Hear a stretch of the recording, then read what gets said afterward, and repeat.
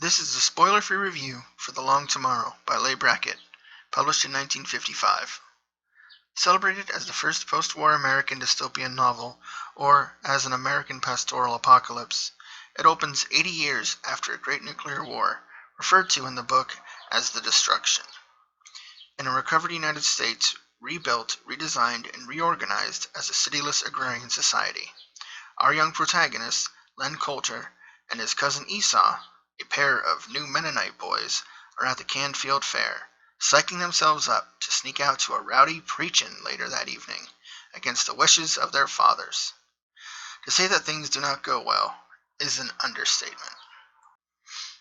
To help set the tone of the book, it is prefaced with the 30th Amendment of the Constitution.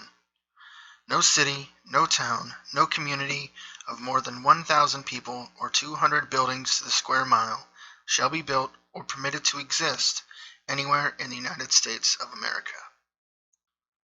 Len and Esau are traumatized by what happens at the fair, and it's a spark that sets them on their journey of self-discovery and a search for the truth about the mysterious Barterstown, a rumored city that's a throwback to the times before the destruction.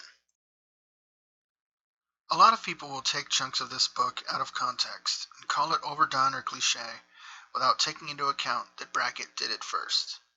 There are some vague similarities between this and other books from the period, like Orwell's 1984 or Shirley Jackson's The Lottery, and from a certain perspective, possibly a smattering of Fahrenheit 451. Brackett sets us up in a world where the Amish, Mennonites, and other communities that long thrived without electricity and technological contrivances rescued the survivors from the cities and taught them how to live off the land again and reform the government and infrastructure, making electricity and technological progress beyond the steam engine illegal.